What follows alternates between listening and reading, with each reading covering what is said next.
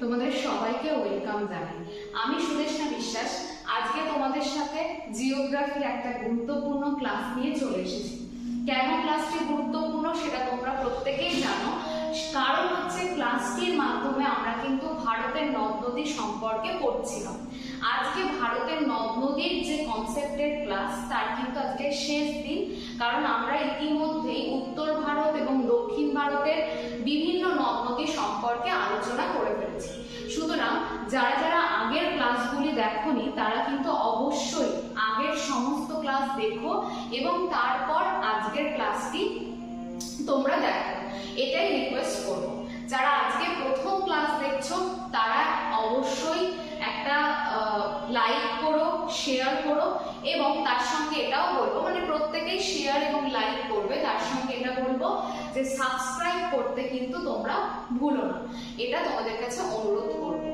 তা দেখো, আজকে আমরা যে সমস্ত পশ্চিম বাহিনী নদীগুলো পড়েছিলাম আগের দিন, নর্মদা এবং তাপ্তি, এই ক্লাসটি যারা দেখোনি দেখে নিও, তারপর আজকের ক্লাসটি দেখো, তাতে কিন্তু তোমাদের এই নদীগুলো পড়তে অনেকটাই সুবিধা হবে।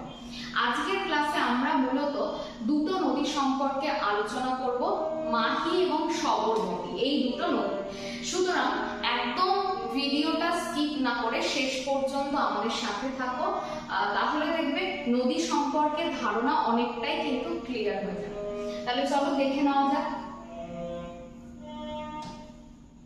সবরমতী নদী সম্পর্কে আজকে আমরা প্রথমে পড়ব। সবরমতী দুটো নদীর মিলিত প্রবাহ।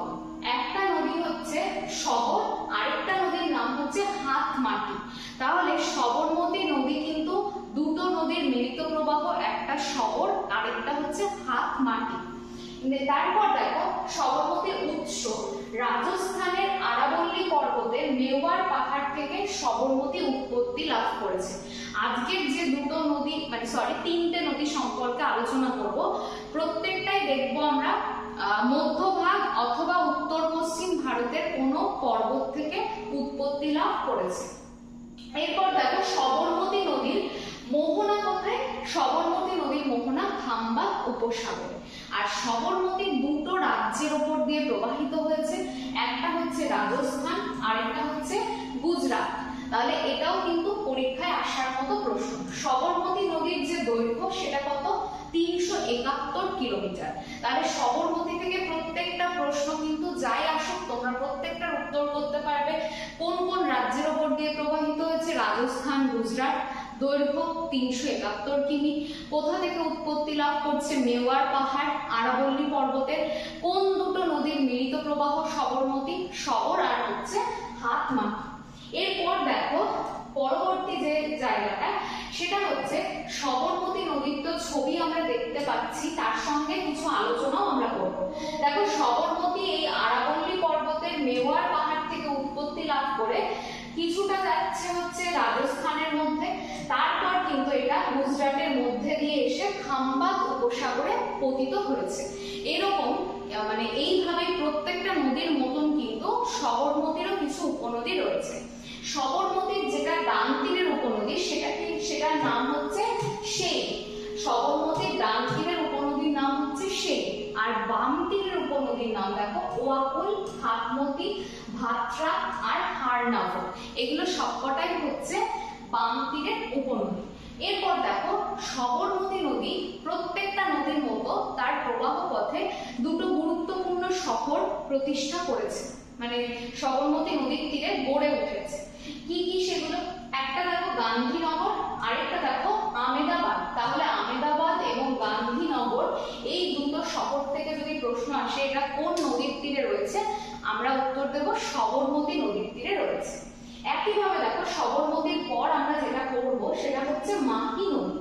মাহি নদীর অবস্থানটা খুব ভালো করে লক্ষ্য করো। দেখো, মাহি নদীর অবস্থান বা মাহি নদী কোথা দিয়ে প্রবাহিত হচ্ছে সেটা দেখে নাও, তারপর আমি একটা ইনফরমেশন তোমাদেরকে জানাবো। প্রথমে দেখো, মাহি নদী বিন্ধ্য পর্বত থেকে উৎপত্তি লাভ করেছে। তাহলে মাহি কোথা থেকে? মধ্যপ্রদেশের বিন্ধ্য পর্বত থেকে মাহি নদী উৎপত্তি লাভ করেছে।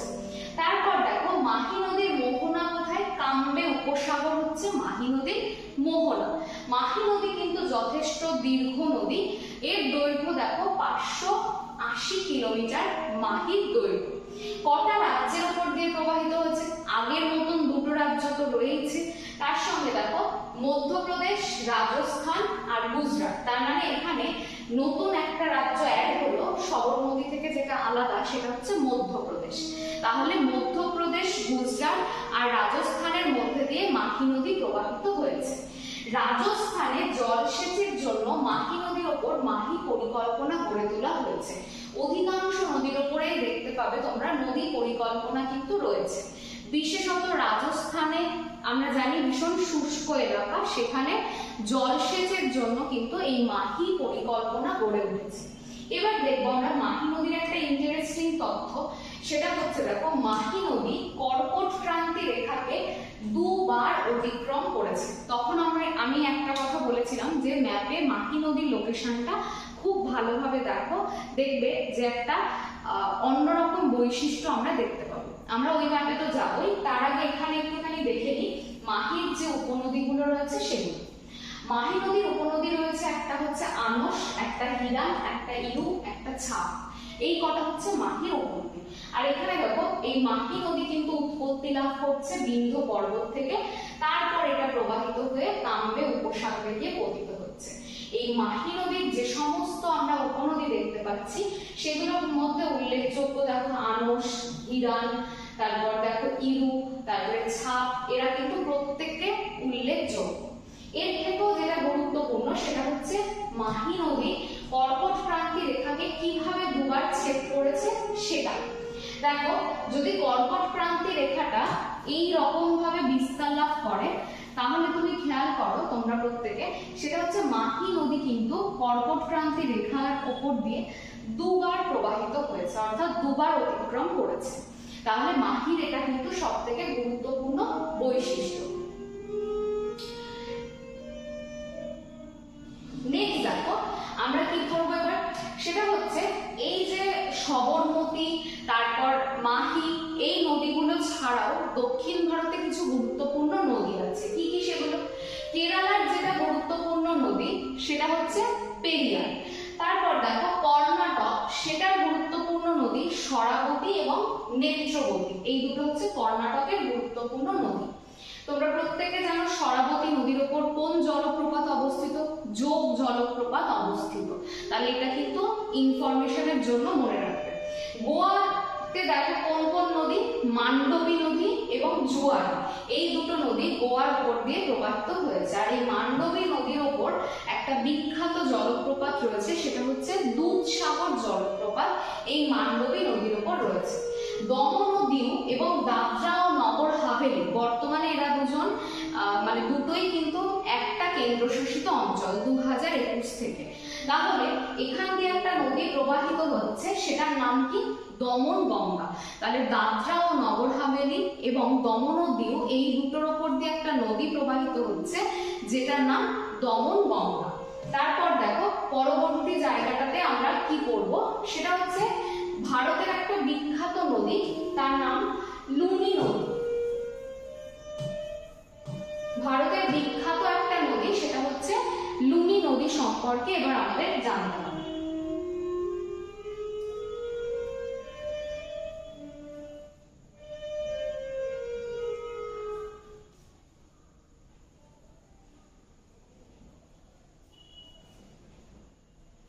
দেখ, রাজস্থানের আরাবল্লী পর্বতের পুষ্কর উপত্যকা থেকে লুনি উৎপত্তি লাভ করছে। তাহলে আরাবল্লী পর্বতের পুষ্কর উপত্যকা থেকে লুনি সৃষ্টি হচ্ছে।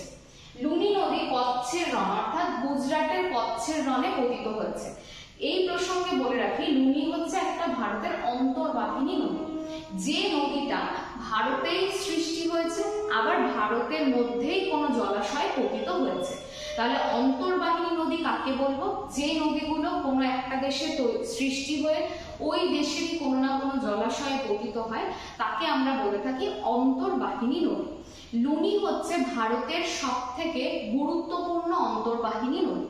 এছাড়াও রূপনগর, মেধা, এই সমস্ত কিন্তু অন্তর্বাহিনী নদী ভারতে রয়েছে। তারপর দেখো লুনির যে দৈর্ঘ্য সেটা কত? 495 মিটার হচ্ছে লুনির দৈর্ঘ্য। বান্দি, শুকরি, জায়াই এইগুলো হচ্ছে প্রত্যেকটাই লুনির উপনদী। তাহলে উপনদীর নামও আমাদের মনে রাখতে হবে। কোশ্চেনটা এরকমও আসতে পারে, ভারতের মরুভূমি অঞ্চলের প্রধান নদীর নাম কি, সেটার উত্তরও লুনি। ভারতের প্রধান অন্তর্বাহিনী নদীর নাম কি, সেটার উত্তরও লুনি হবে। এবার আমরা একটুখানি ম্যাপে দেখে নেব লুনির যে লোকেশনটা সেটাতে কি কি রয়েছে। দেখো, লুনিকে যদি আমরা খুব ভালোভাবে খেয়াল করি দেখতে পাবো আরাবল্লী পর্বতের পুষ্কর উপত্যকা থেকে সৃষ্টি হয়েছে।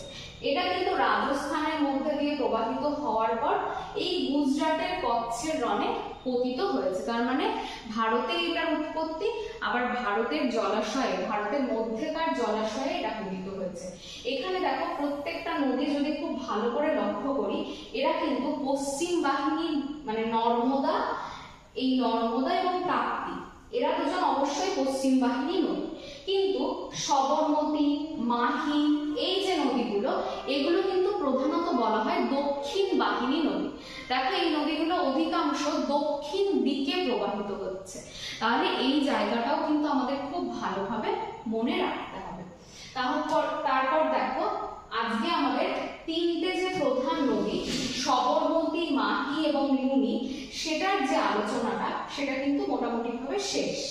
তাহলে দেখো এই রকম ছোট ছোট ক্লাস পেতে এবং ভূগোলের এরকম জিনিস মানে তথ্যগুলোকে বা ভূগোলের যে কোনো বিষয়, সেটা নদ নদী হতে পারে, পাহাড় পর্বত হতে পারে, সেই সমস্ত বিষয় সম্পর্কে আরো ভালো ভালো ক্লাস পেতে তোমাদেরকে কিন্তু অবশ্যই এসবি ইনস্টিটিউটের ইউটিউব চ্যানেলটিকে সাবস্ক্রাইব করতে হবে।